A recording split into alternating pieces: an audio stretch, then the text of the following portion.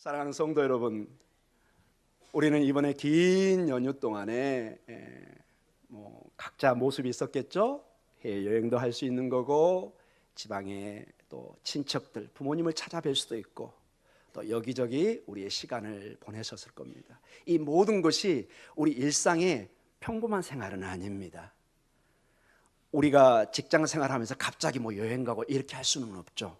시간을 정해서 그 시간을 우리가 준비했다가 가족과 함께 여행도 떠날 수 있고 어디를 방문할 수도 있고, 이러한 시간을 통해서 우리는 우리의 생활을 한번 점검해 보는 시간도 갖게 됩니다.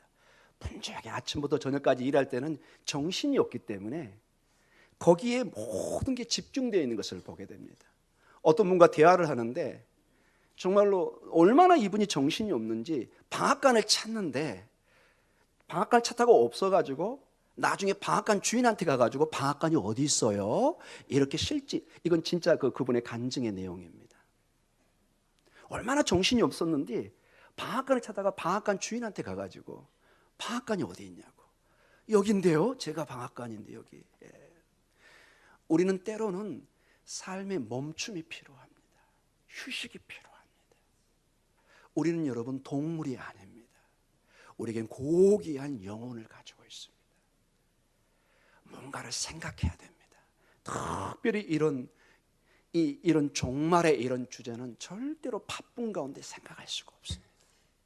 서두에 제가 이런 멈춤, 생각, 어떤 반추해 보는 거, 한번 이렇게 묵상해 보는 거, 이게 중요한 게 여기 보면은 곧 우리가 볼 수 있는 것처럼 38절 때문에 그렇습니다. 38절.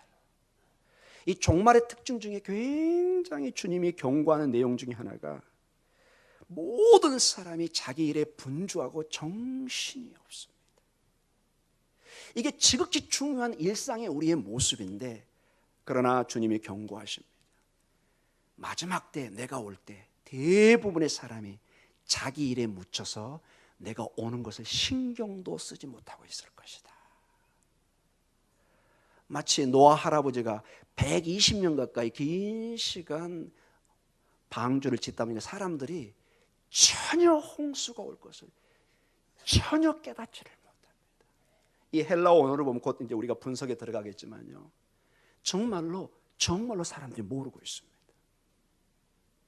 사랑하는 성도 여러분, 이게 한번 강의서로 지나가는 어떤 주제 설교가 아니라 정말로 여러분과 저 이 땅의 삶이 전부가 아니고 때로는 멈춰야 되고, 이 가을이 지나면 겨울이 온다는 것을 알아야 됩니다. 가을과 겨울은 짧기 때문에 이게 금방 인식이 옵니다. 날씨가 추워지면 금방 느낍니다. 그러나 재림의 때는 그 때와 시기는 정해져 있지 않지만 이걸 계산하는 것 자체가 주님이 오늘 말씀하십니다. 36절에 아무도 모른다. 그러나 이것은 동시에 그분이 다시 오시는 것을 깨닫지 말라는 내용은 아닌 것입니다. 자, 이런 큰 주제 속에서 오늘 본문을 통해서 정말로 마라나타의 신앙으로 얼마나 우리가 깨어 있어야 되는지, 특별히 한국 사회 얼마나 바쁩니까 여러분.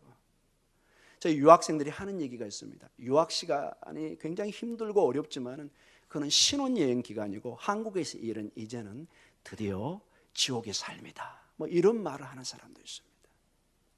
정신이 없습니다. 정신이. 여러분의 삶이, 저의 삶이 그렇습니다. 마치 다람쥐 쳇바퀴 돌듯이 계속 주어지는, 이 삶을 멈추지 않으면 죽을 것 같은, 우리 가정이 망할 것 같은 그런 속에서 정신없이 살아갑니다. 사랑하는 성도들, 이번에 여러분이 휴가나 연휴에 멈춰보니까 그래도 가정이 돌아가죠? 대답이 없으시네요. 여러분, 사업 돌아갑니다. 여러분, 내가 없으면 세상이 다 멈출 것 같은데 놀랍게도 세상은 계속되고 있습니다.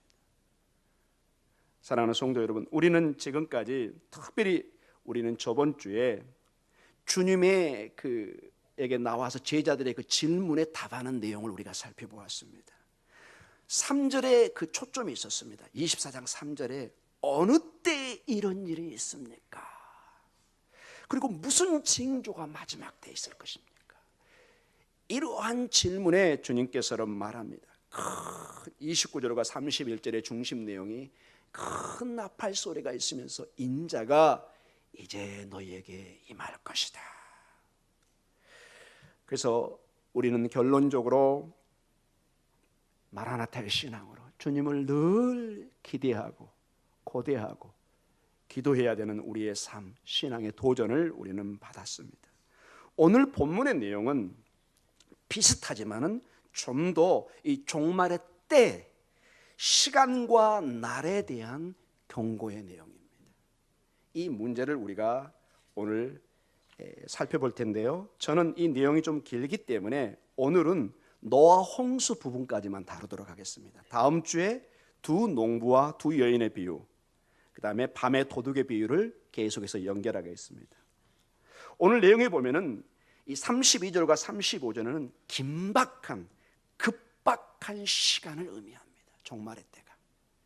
그리고 노아 홍수의 비유를 통해서 이때를 우리가 계산기 두르듯이 계산할 수 없다는 것입니다. 그러나 그분은 어느 때든지 올 수 있다는 것을 말씀해 주고 있습니다. 자, 먼저 32절에서 35절까지 이 긴박한 긴급한 시간의 문제를 주님이 어떻게 우리에게 교훈하고 계신지, 도전하고 있는지를 본문을 통해서 한번 보도록 하겠습니다.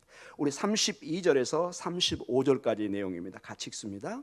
무화과 나무의 비유를 배우라. 그 가지가 연하여지고 잎사귀를 내면 여름이 가까운 줄을 아나니 이와 같이 너희도 이 모든 일을 보거든 인자가 가까이 곧 문 앞에 이른 줄 알라. 내가 진실로 너희에게 말하노니 이 세대가 지나가기 전에 이 일이 다 일어나리라. 천지는 없어질지언정 내 말은 없어지지 아니하리라. 좀 어려운 듯 보이면서도 또 쉽게 이해할 듯 이렇게 우리에게 주어진 말씀입니다. 32절의 내용을 먼저 보도록 하겠습니다. 무화과 나무 비유를 듭니다. 대부분 서울 쪽에 사는 사람들은 이 무화과를 잘 볼 수 없기 때문에, 그리고 직접적으로 이게 우리의 환경에 큰 영향을 주지 않기 때문에 이것을 우리가 아마 이렇게 가슴에 확 와닿는 비유로 와닿지는 않을 것입니다. 그러나 유대인들은 다릅니다. 이는 저는 제가 거기서 장기간 살았기 때문에 너무나 이 비유를 잘 이해한다고 말할 수도 있는 사람 중에 한 사람입니다. 이스라엘 지역은 여러분 대부분의 나무가 상록수입니다. 상록수의 특징이 뭐죠? 항상 푸른 것입니다. 소나무와 같습니다. 대부분의 나무들은 상록수입니다. 항상 겨울이나 여름이나 이렇게 푸른 빛을 띠고 있는 잎사귀가 있습니다.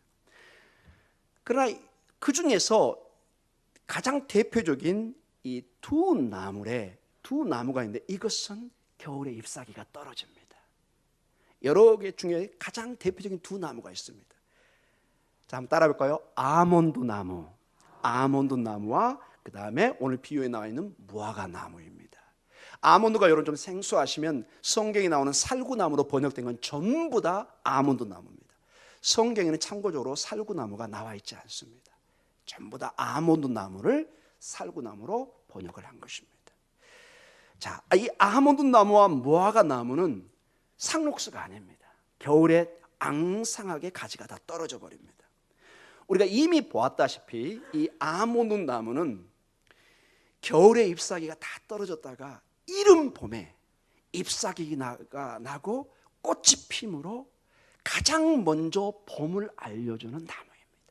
그래서 이 아몬드 꽃을 보면 아하, 이제 봄이 왔구나. 봄의 전령사입니다.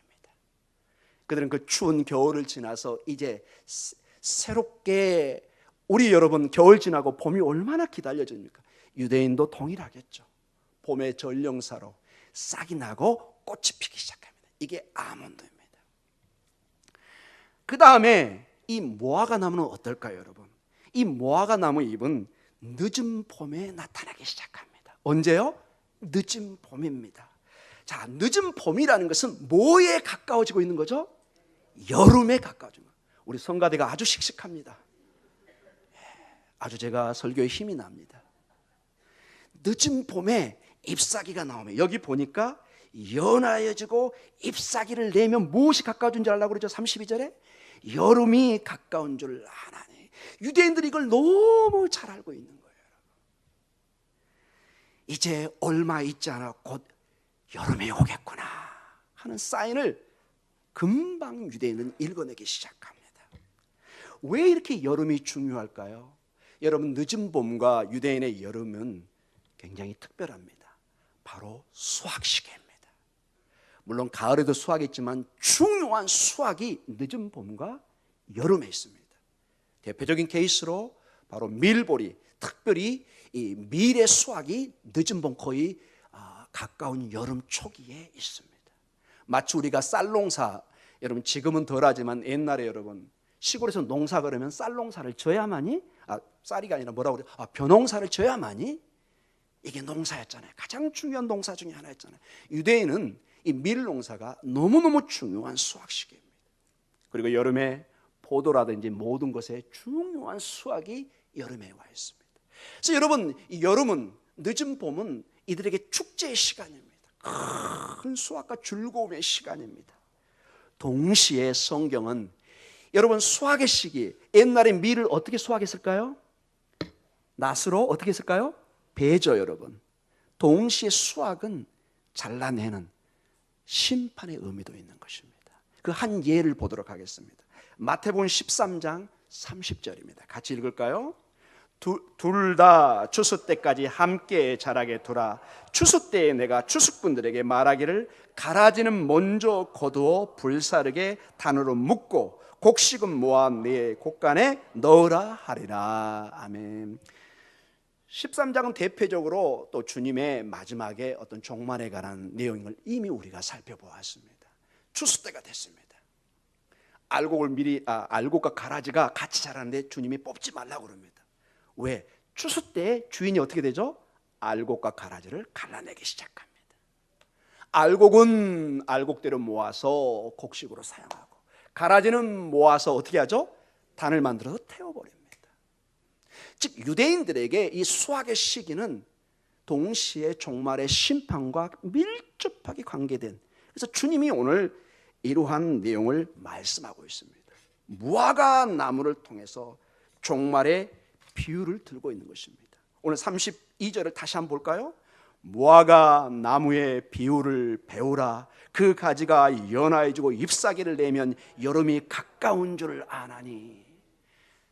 여름이 가까웁니다. 수확의 시기가 다가옵니다. 겨울비가 이제 거의 멈추고 즐겁고 큰 풍성한 수확이 오지만 동시에 하나님의 심판, 종말의 때를 동시에 말하고 있다는 것입니다. 즉 늦은 늦은 그 봄에 이 무화과의 잎사귀를 보면은 이제 금방 뭐가 올까요? 여름이, 이미 이 늦은 봄 안에 여름이 와 있습니다. 마치 우리가 11월 달 때 좀 10월 말 정도일까요? 우리가 가을을 느끼지만 아침 저녁으로 뭘 느낄까요? 이제 겨울을 느낍니다. 이게 동시에 교차되고 있습니다. 지금 이 무화과 나무를 통해서 주님이 마지막 때를 얘기하는 것입니다. 무화과 나무를 보면은 너희가 여름이 가까우구나. 이제 뭘 보라는 거예요? 주님의 때가 오는 거예요. 심판의 때가 다가오고 있구나. 얼마나 여러분 제자들이 즉각적으로 이거를 느꼈겠습니까? 계속해서 33절로 그 내용이 연결됩니다. 같이 읽을까요? 이와 같이 너희도 이 모든 일을 보거든 인자가 가까이 곧 문 앞에 이른 줄 알라. 아멘. 무화과 나무 비유를 통해서 종말을 얘기하면서 동시에 이 모든 일이 일어나는 것, 즉 15절에서 26절까지의 전체 지금까지 내용의 맥락의 연결입니다. 예루살렘이 멸망을 당합니다. 중간기에 큰 고통들이 있습니다. 큰 배교의 사건들이 있습니다. 마지막 때 환란이 있을 거예요. 이 모든 환란들이 사인인 것을, 곧 인자가 올 사인인 것을 알라는 말씀으로 우리에게 도전을 주고 있습니다. 34절입니다. 내가 같이 읽습니다. 내가 진실로 너희에게 말하노니 이 세대가 지나가기 전에 이 일이 다 일어나리라. 이 본문이 좀 어렵습니다. 이 시대 어떤 세대를 말하느냐? 많은 복잡한 내용이 있지만은 학자들은 이것을 주님 당시의 예언으로 봅니다. 1차적인 그게 뭐죠? 예수님이 이 말씀을 하시고 30년 후에 예루살렘 성전이 파괴됐습니다. 얼마나 비참했던지 이게 종말론의 하나의 큰 중요한 기준점으로 삼고 있습니다. 약 한 10만 명 정도의 노예들로 잡혀갔고 100만 명에 가까운 사람이 칼과 기근에 죽음을 맞이하는, 그리고 성전에 그 많던 화려한 금들이 얼마나 그게 크게 파괴가 됐던지 다 녹아가지고 이게 흘러서 바위 틈에 이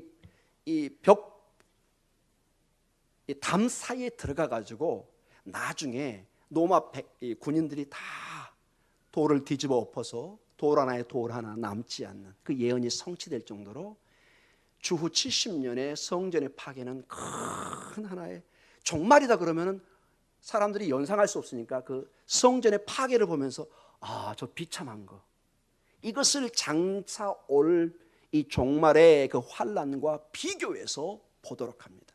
마치 우리가 어려울 때 그러면 뭐 임진왜란, 그다음에 구한말, 6.25 전쟁, 얼마나 우리가 어려웠습니까? 그 얘기를 하면 우리는 금방 느끼잖아요. 우리의 어르신들이 6.25 때 피난 간 얘기를 하면은 그 사건이 얼마나 비참하고 어려웠던가를 금방 느끼듯이 유대인들에게서 성전 파괴는 즉각적으로 그들의 고통을 느끼는 것입니다. 자, 그러면서 35절로 말씀이 연결됩니다. 같이 읽을까요? 천지는 없어질지언정 내 말은 없어지지 아니하리라. 주님의 말씀에 확정을 줍니다. 내 말을 너희가 정말로 신뢰해야 될 것이다. 너희가 천지 하늘과 땅, 산에 늘 뜨는 해, 늘 뜨는 달, 별들, 산들, 용왕산, 북한산, 여러분 늘 그 자리에 있는 것처럼 보입니다. 사랑하는 성도님, 그러나 자연은 변합니다. 자연도 우리가 그토록 신뢰하는 늘 그 자리에 있을 것 같은 그 자연도, 그 산도, 그 산야도 변합니다. 그러나 영원히 변하지 않는, 없어지지 않는 것이 뭐라고요? 주님의 말씀입니다. 주님의 말씀이 이 예언의 말씀을 듣던 제자들을 붙들었고, 초대교회를 붙들었고, 교회 역사를 붙들었고, 우리 목동중앙교회를 붙들고 있습니다. 이 말씀이 우리의 능력입니다. 말씀이 오늘도 여러분을 지켜주실 줄 믿습니다. 오늘 우리 장로님 기도처럼 하나님의 말씀 앞에, 약속 앞에 우리의 문제를 던질 때, 기도할 때 하나님 반드시 응답할 줄 믿습니다. 정말로 말씀으로 천지를 창조하시고, 말씀으로 우리를 만드시고, 말씀으로 우리의 문제를, 우리의 기도를 응답하시고 해결할 줄 믿습니다. 왜냐? 말씀은 능력이 있습니다. 영원히 견고히 서 있기 때문에 그렇습니다. 이사야 40장 8절이 오늘도 우리에게 도전을 주고 있습니다. 같이 한번 읽어보겠습니다. 풀은 마르고 꽃은 시드나 우리 하나님의 말씀은 영원히 서리라 하라. 우리의 영화, 풀과 꽃, 우리의 영화입니다. 우리의 권세, 우리의 재산들, 우리의 건강들 다 피고 주는 꽃과 풀과 같습니다. 젊었을 때는 정말로 밤을 며칠을 새도 건강할 것 같지만 70세에 그러시면 큰일 납니다. 제가 학교에서 공부할 때 옛날에 며칠을 밤을 새워본 적이 있습니다.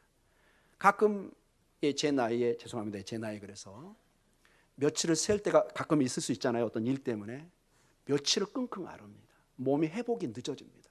벌써 몸이 옛날 같지가 않습니다. 우리 어르신들 좀 죄송합니다, 이런 얘기가. 정말로 몸이 옛날 같지가 않습니다. 4학년 때 다르고 5학년 때 다르고 6학년 때 다르고 7학년 때 다르고, 우리 몸은 정말로 자연 그 자체입니다. 풀과 꽃은 마르고 시듭니다. 그런데 놀랍게도 하나님의 말씀은 항상 견고히 서 있습니다.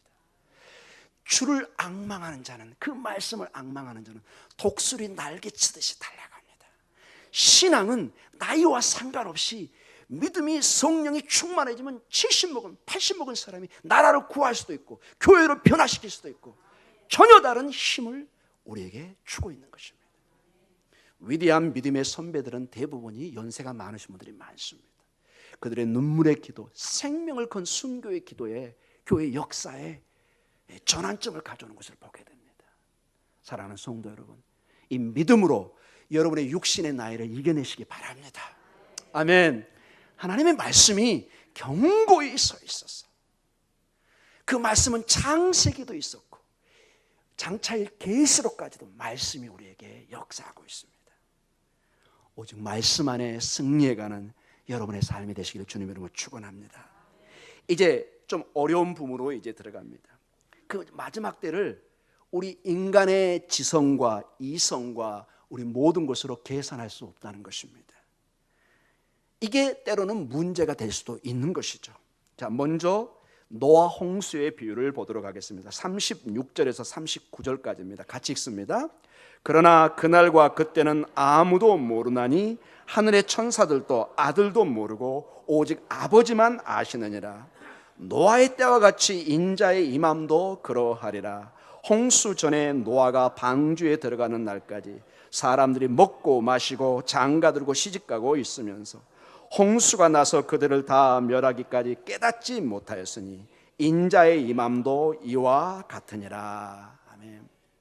주님께서 구약 성경에 있는 그 노아의 때, 노아 홍수 때를 가져오면서 중요한 종말의 때의 비유를 들고 있습니다. 먼저 36절입니다. 굉장히 어려운 본문 중에 하나입니다. 우리 36절만 다시 한번 읽어볼까요? 그러나 그날과 그때는 아무도 모르나니 하늘의 천사들도 아들도 모르고 오직 아버지만 아시느니라. 우리 성경에도 잘 번역했습니다. 헬라어로도 마찬가지고 그 날입니다. That day, that hour, 그때 정해진 것입니다. 즉 주님이 오는 그 정확한 날과 시간입니다. 마치 이단처럼 1999년 10월 8일 뭐 이런 식으로 계산하는 거, 이거는 전적으로 비성경적이라는 것입니다. 왜냐? 한 두 예를 듭니다. 이 마지막 때 종말의 때를 주로 전하고 돕고 하는 사람이 천사로 주로 나옵니다. 심지어 그 일에 적극적으로 가담하고 있는, 일을 돕고 있는 천사도 알아요, 몰라요? 모른다는 것입니다. 여러분 지금 천사보다 뛰어나신 분 한번 손 들어 보시기 바랍니다. 감히 여러분 손 못 드실 겁니다. 물론 우리가 나중에 영화롭게 됐을 때는 천사도 우리를 흠모합니다. 지금은 우리의 천사의 그런 사역을 우리가 지금은 비교할 수가 없겠죠. 천사도 그날과 그때를 모릅니다. 더 중요한 게, 그리고 굉장히 많은 이제 토론의 주제가 될 수 있는, 누구도 모른다고 나오죠? 아들도. 여기서 아들은 누구를 가리킬까요? 삼위일체 하나님의 성자 하나님을 얘기합니다. 성자 뭐라고요? 하나님. 여러분 하나님이 모르실 수가 있을까요? 여기에 이제 많은 토론이 있습니다. 설교를 준비하다 보니까 역사상에 이 문제, 이 난제를 어떻게 풀 건가? 아니 어떻게 예수님이 하나님이신데 모른다고 말을 할 수 있을까? 이 본문의 뜻이 무엇일까? 많은 고민이 있는 것을 살펴보았습니다. 교회 역사에 많은 그리고 토론이 있었습니다. 어떤 학자의 의견이 있어서 가장 설득력이 있어 보여서 제가 그걸 가져왔습니다. 이 본문은 성자 하나님의 예수님의 겸손을 드러낸다고 얘기하고 있습니다. 뭐를요? 겸손을. 자, 이 겸손과 아버지의 때를, 이 마지막 때를 모른다고 어떤 연관이 있을까요? 자, 우리 성경 본문을 일단 근거를 한번 보도록 하겠습니다. 빌립보서 2장 6절과 8절에 중요한 예수님에 관한 설명이 나와 있습니다. 우리 같이 한번 읽어보도록 하겠습니다. 그는 근본 하나님의 본체시나 하나님과 동등됨을 취할 것을 여기지 아니하시고 오히려 자기를 비워 종의 형체를 가지사 사람들과 같이 되셨고 사람의 모양으로 나타나사 자기를 낮추시고 죽기까지 복종하셨으니 곧 십자가에 죽으심이라. 아멘. 성자 하나님이시지만은 이 순간 방금 성육신하고 이 땅에 오시는 순간부터 당신을 낮추셨다는 것입니다. 하나님 아버지와 동등됨을 여기지 않으신 것입니다. 뭐든지 주님은 뭐라고 그러죠? 아버지의 뜻, 아버지의 일을 한다고 얘기합니다. 아버지도 일하시니 나도 일한다. 모든 것이 아버지의 뜻입니다. 겟세마네 동산의 기도도 할 수만 있으면 이 잔을 옮겨 주시옵소서.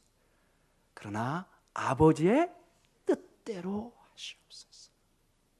마지막 모든 최종적인 마지막 결단은 아버지 하나님의 뜻에 맡겼습니다. 그러면서 이 학자들의 해석에 재밌는 부분이 있어 한번 저희가 나누어 보도록 하겠습니다. 예수님은 하나님이시기 때문에 무소부재하십니다. 무소부재라는 게 어디든지 계십니다. 하나님은 동시에 여기 목동 중앙교 예배도 드리지만 동시에 여러분 고향이 어딘가요? 대구인가요? 부산? 어딘가요? 뭐 대구, 그다음에 뭐 충청도? 거긴 예수님이 안 계실까요? 그 얘기 안 계시다면 큰일 나겠죠. 예수님은 동시에 우주 어디든지 계실 수 있습니다. 이게 무소부재라는 뜻입니다. 근데 가만히 예수님의 사역을 한번 봐보세요. 이 땅에 계실 때 어땠어요? 갈릴리 호수를 예수님이 어느 날 갑자기 막 뿅뿅 그냥 다니셨나요? 전부 다 뭐 하셨죠? 걸어 다니셨습니다. 예수님도 피곤하셔서 주무셨습니다. 한 예로 여러분, 예수님이 이제 갈릴리 사역을 하다가 예루살렘에 갈 일이 있었습니다. 예수님은 단 한 번도 이렇게 말하지 않았습니다. 사랑하는 제자들아, 나는 무쇠부자이기 때문에 먼저 내가 뿅 가 있을 테니까 너희가 도착하면 나에게 연락을 해라. 이런 말 하셨어요? 안 하셨어요? 전혀 하지 않으셨습니다. 예수님은 항상 동행하셨습니다. 이 얘기는 뭐냐? 예수님이 이 땅에 성육신 하실 때는 당신의 그 무소부지한 그 능력을 잠깐 내려놓으신 것입니다. 우리와 동행하신 것입니다. 그분은 전능하시기 때문에 고통을 안 느낄 수도 있습니다. 그러나 십자가상에서 예수님은 뭐 하셨죠? 그대로의 인간의 고통을 그대로 당하신 것입니다. 그 고통이 얼마나 심했든지 라마 라마 사박다니, 하나님이 어찌하여 나를 버리시나이까. 그게 어마어마한 그 뼈가 으스러지는 고통을 그대로 표현하는 것입니다. 그래서 나중에 히브리서를 보면은 그분 우리의 성정과 우리의 고통을 아시고 우리의 진정한 대제사장이 되셨다, 이렇게 말씀하십니다. 만약에 그분이 모든 고통을 안 당할 수 있는 그런 방법을 쓰셨다면 우리의 인간의 고통이 무엇인지 참으로 표현하기가 어려울 것입니다. 그분은 전능하십니다. 즉 무엇이든지 할 수 있습니다. 그분은 전지하십니다. 무엇인지 알 수 있습니다. 그러나 주님은 이 땅에 육신이 입은 성육식 상태에서는 이 모든 것을 아버지 하나님께 맡기시는 겸손을 보였다는 것입니다. 이게 빌립보서 2장 6절과 8절의 핵심 내용입니다. 그래서 여러분, 우리 교회의 큰 경고의 말씀입니다. 특히 이단 집단에게 경고입니다. 우리가 재림의 때를 계산하고 그 다음에 그게 언젠지 몇 시에 온다는 식으로 이런 식으로 하는 건 학자들의 전체적인 얘기가 뭐냐, 이게 신성모독이라는 것입니다. 천사도 모르고 심지어는 아들이신 예수 그리스도까지 모른다는 것을 우리가 굳이 그 정확한 때, 그 날짜 이걸 계산하는 것은 근본적으로 하나님의 주권을 침해하는 것입니다. 그러나 아직도 어떤 교회와 사람들이 주님이 오실 날과 시간을 계산하고 있다는 것은 참으로 놀라울 뿐이라고 어떤 학자는 고백을 해놨습니다. 사랑하는 성도 여러분, 주님의 날과 그 시간, 아버지 하나님의 주권에 있는 것이 얼마나 여러분 감사합니까? 여러분 반대로 생각해 보세요. 여러분이 죽을 날을 정확하게 알고 있다면 여러분 정상적으로 생활할 수 있겠어요? 반대로 한번 생각해 보십시오, 여러분. 사람은 미래를 모르는 게 낫습니다, 여러분. 여긴 다 언젠가는 우리가 죽습니다. 그러나 그 시간을 모르는 게 차라리 우리에게 훨씬 나을 때가 많습니다. 여러분, 고통은 시간이 지나면 뭐 해야 돼요? 잊어버려야 됩니다. 항상 모든 걸 기억하고 있으면 정신병 걸립니다. 잊어버리는 것도 하나님의 뜻이고 동시에 미래에 대해서 하나님이 알려주시는 것만 우리가 알 때 더욱더 하나님을 신뢰하고 더욱더 하나님을 붙들 줄 믿습니다. 미래가 불확실하니까 겸손하게 되잖아요. 하나님 앞에 엎드리게 되잖아요. 모든 걸 내가 다 알고 모든 걸 내가 다 알 수 있으면 그 사람은 교만이 하늘을 찌를 것입니다. 때로는 사업도 실패해보고 건강에 어려움도 당해보고 여러 가지 사업에 여러 가지 일들 당해볼 때 정말로 우리 세상 말로 인생의 쓴맛, 정말 눈물의 빵을 먹어본 사람이 정말로 겸손을 알고 엎드릴 줄 알고 사람을 함부로 대하지 않고, 그러나 항상 호의호식하고 잘 산 사람들은 사람들을 함부로 대할 때도 봅니다. 왜? 그런 경험이 없기 때문에. 내가 비참한 꼴을 당해본 적이 없잖아요, 여러분. 내가 함부로 무시당해 본 적이 없잖아요. 그래서 상대방이 무시당하고 어려울 때 어떤 기분이고 상태인가를 짐작을 하지를 못하는 것입니다. 사랑하는 성도 여러분, 종말도 마찬가지입니다. 주님은 아버지 하나님께 전적으로 주권에 맡기셨다고 말씀하십니다. 여러분도 맡기시고 오늘도 그분을 믿으시고 믿음으로 승리해가는 삶을 사시기 바랍니다. 그 영역은 우리의 영역이 아닙니다, 여러분. 그건 신비의 영역이고 아버지의 영역입니다. 자, 이제 구체적으로 37절부터 있는 노아 때가 나옵니다. 30절에 노아의 때와 같이 인자의 임함도 그러하리라고 말씀하십니다. 자, 36절에는 그날과 그때를 모릅니다. 모르는 게 옳은 거예요. 근데 이게 이제 중요한 착각을 일으키면 안 됩니다. 어떤 착각이냐? 39절로 결과가 나오면 큰일 나는 것입니다. 우리 39절 한번 읽어볼까요? 홍수가 나서 그들을 다 멸하기까지 깨닫지 못하였으니 인자의 임함도 이와 같으니라. 아멘. 이게 무슨 얘기냐? 주님이 때와 시기를 모른다고 그러니까 나중에 익스큐즈, 변명을 하는 거예요. 나 시간과 때를 몰랐기 때문에 준비 안 한 건데요. 이거는 참으로 비참한 대답입니다. 이 시간과 때를 모른다는 것이 주님이 오시는 그것을 깨닫지 못하려는 것으로 이해해서는 안 된다는 것입니다. 오히려 어느 때 올지 모르기 때문에 늘 깨어서 기다려야지, 이거를 호랑팡탕한 두 번째 아들처럼 이것을 만약에 시간을 허비하는 식으로, 그래서 어느 날 갑자기 주님이 오실 때 아하! 이거는 안 된다는 것입니다. 즉, 여러분 이 두 차이를 이해하시기 바랍니다. 정확한 날짜를 계산하고 그 시간을 정하는 것은 우리가 몰라도 되는데, 그러나 우리가 반드시 알아야 되는 게 뭐죠? 주님이 곧 오신다는 거예요. 준비해야 되는 거예요. 이거는 반드시 깨닫고 있어야 된다는 것입니다. 사랑하는 성도 여러분, 왜 그럴까요, 여러분? 왜 우리가 깨어서 준비를 해야 될까요? 38절이 무척 여러분과 저에게 충격적으로 다가올 수 있는 내용입니다. 같이 한번 읽어보겠습니다. 38절입니다. 홍수 전에 노아가 방주에 들어가는 날까지 사람들이 먹고 마시고 장가들고 시집가고 있으면서. 아멘. 자, 이 내용을 가만히 봐보세요. 굉장히 놀랄 점이 있습니다. 여러분, 우리가 먹고 마시고 장가들고 시집가고, 여기 우리 권사님도 몇 분도 지금 자녀들 결혼을 앞두고 있는데, 이게 전부 다 어떤 내용이에요, 여러분? 이렇게 보면은 지극히 우리의 일상적인 내용이라는 것입니다. 누구나가 여러분 먹고 살아야 되고 마시고 살아야 되고 시집가고 장가고, 지극히 우리 생활의 정상적이고 아주 일상적이라는데, 주님이 근데 이것을 중요한 종말의 사인으로 얘기하고 있습니다. 오늘 본문을 보면 사람들은 먹고 마십니다. 장가들고 시집갑니다. 이것이 여러분 종말의 때 우리 주님께서 말씀하시는데 우리의 일상적인 모습이라는 것입니다. 자, 주님이 오실 때 우리가 뭐 하고 있다고요? 먹고 마시고 시집가고 장가가고, 하나 틀린 건 없어요. 근데 왜 이게 문제가 될까요, 여러분?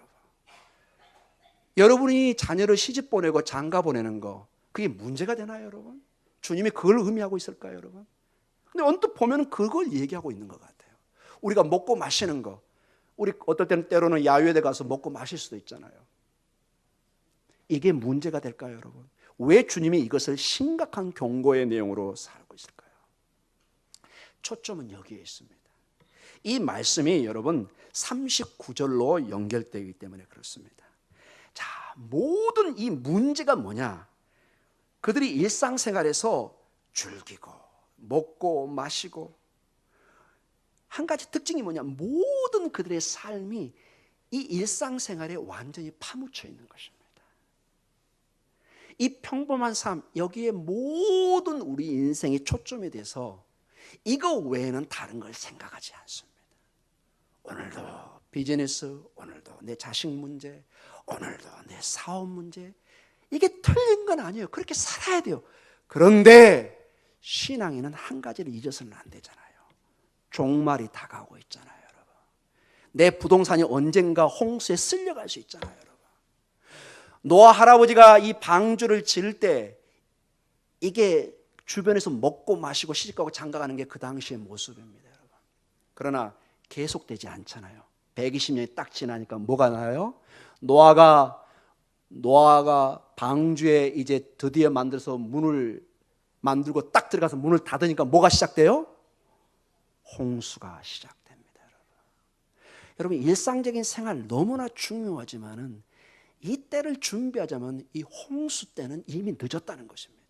여러분, 절대로 그 노아 홍수 때 문을 열어줬다는 기록이 없습니다. 여러분, 열 수도 없습니다. 왜? 비가 들어오기 때문에.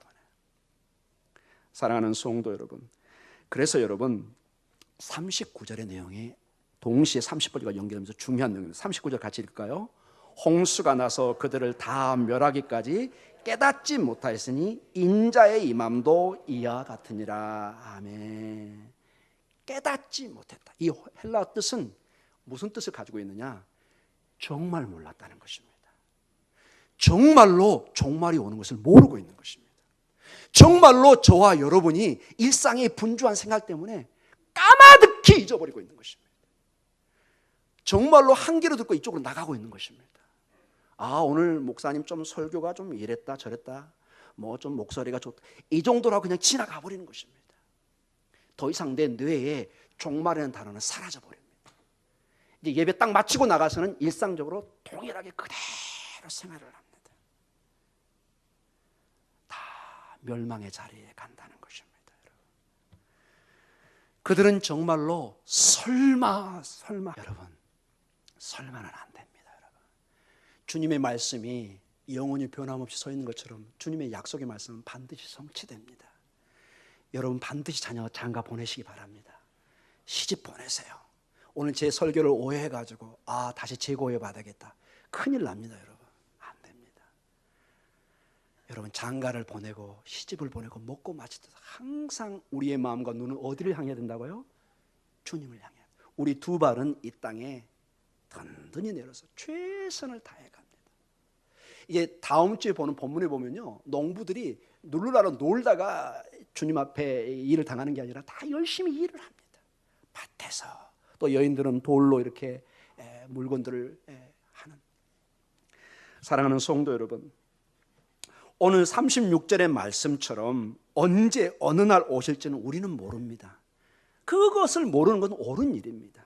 그러나 주님의 종말의 때가 마치 노아 시대의 홍수처럼 다가오고 있는 것을, 만약에 그것을 모르고 있다면 가장 불행하고 저주받은 일이 될 것이라는 것입니다. 그래서 정말로 교회는 최선을 다해서 이 홍수의 재앙이 노아 홍수 때 다 쓸고 갔던 것처럼 주님의 재림인 때에 그러한 일이 있을 거라고 외쳐야 됩니다. 절대로 교회는 이 가르침을 가볍게 여겨서는 안 됩니다. 마치 에서처럼 장자권을 경홀히 여겼던 것처럼 우리 교회가 이 가르침을 경홀히 여겨서는 안 될 것입니다. 오늘 본문에 보면 또한 39절에 다 멸한다는 말이 나옵니다. 다 멸하기까지. 언뜻 예수님의 하나님의 성품과 이게 대조되는 것처럼 보면 하나님은 사랑이시고 다 구원하기를 원하시는데 왜 멸하실까? 이렇게 질문할 수도 있을 것입니다. 맞는 질문처럼 보입니다.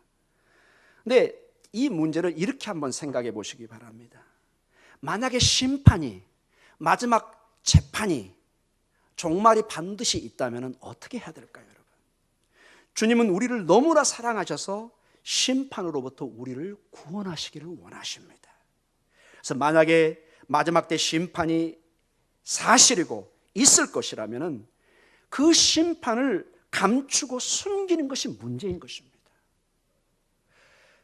선생님이 그 학생이 잘못된 걸 알고 있으면서도 그냥 내버린다면 선생 자격이 없고, 내 자녀가, 내 딸이, 내 자녀 아들, 딸들이 분명히 이렇게 가면 잘못된 걸 아는데 부모가 그냥 침묵한다면 그거는 정상적인 부모가 아닙니다. 주님께서 이 말씀을 전하라고 교회에 주셨는데 교회가 이 문제에 대해 침묵한다면 그건 정상적인 교회가 아닌 것입니다. 사랑하는 성도 여러분, 진정한 사랑은 위험을 경고하는 것입니다. 내 아들아, 내 딸아, 너 이러면 죽는다. 이렇게 신앙생활하면 너는 반드시 하나님의 심판에 이를 것이다. 말을 해줘야 됩니다. 말을 해줘야 돼요. 교회가 반드시 말해줘야 됩니다. 그죠? 오늘 내일 늘 같은 신앙, 나는 구원 받겠지. No! 그런 식으로 신앙생활하면 오늘 본문이 얘기하잖아요. 먹고 마시고 장가가다 그냥 끝나버립니다. 정말로 주님의 심판이 덧을 때 우리의 신앙을 반석에 두지 않으면 쓸려가 버리고 마는 것입니다. 사랑하는 성도 여러분, 심판을 알고도 그 위험을 알리지 않고 심판을 경고하지 않는 것은 진정한 사랑이 아닙니다. 정말로 내 자식을, 아들, 딸을 아끼고 정말 사랑한다면 그 앞에 위험이 보이고 경고의 내용이 있다면 반드시 미리 알려줘야 됩니다. 아들아, 딸아, 이러면 안 된다. 마지막 내 소원이다. 너는 반드시 돌아서야 된다. 심각성을 여러분 느끼셔야 됩니다.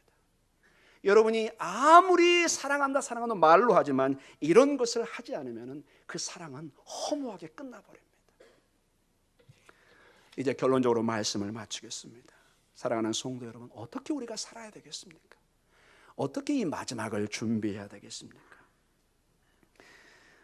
종교 개혁을 이루었던 그 중심에 있었던 마틴 루터라는 사람이 이런 내용을 있는 것을 제가 한번 인용해 보겠습니다. 성도는 주님께서 오늘 아침에 돌아가셨고 오늘 오후에 부활하셨고 그리고 오늘 저녁에 다시 오신다는 믿음으로 신앙의 긴급성을 가지고 매일매일을 살아야 될 것이다. 이렇게 말씀하셨습니다. 우리 전부 다 이 교회가 종교개혁의 그 뿌리를 가지고 있는 전통을 가지고 있습니다. 그분들이 얘기가 그렇습니다. 여러분, 아침에 어떻게 한다고요? 주님이 죽으시고 오후에 부활하시고 저녁에 이 모든 게 중요한 게 지금 한날에 이루어지고 있습니다. 제가 가끔 여러분 한 5시쯤에 용왕산을 갈 때가 있는데 좀 빨리 간 줄 알았는데 해가 급격하게 떨어지는 걸 봤습니다. 겨울이 되면 여러분 5시 조금만 넘어가도 해가 뚝뚝뚝 떨어지는 걸 느낍니다. 저만 느끼는 건가요? 여러분도 느끼실 것입니다. 이 해가 지체하지 않습니다. 금방 어두워집니다. 갈 때는 환하게 갔다 돌아오면 어두워요. 컴컴해요. 하나님의 때도 이렇게 다가올 줄 믿습니다. 그러나 기도로 준비하는 사람은, 늘 하나님의 말씀에 껴있는 사람은 이 종말이 두려움의 시간이 아닐 줄 믿습니다.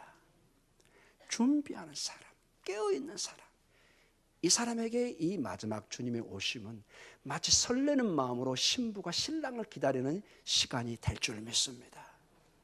오늘도 우리 목동 중앙교회는 이 종말의 경고를 가볍게 여기지 말고 그저 오늘 그냥 목사님이 본문에 따라 설교하는 내용이 아니라 여러분의 영혼에 심으시기 바랍니다.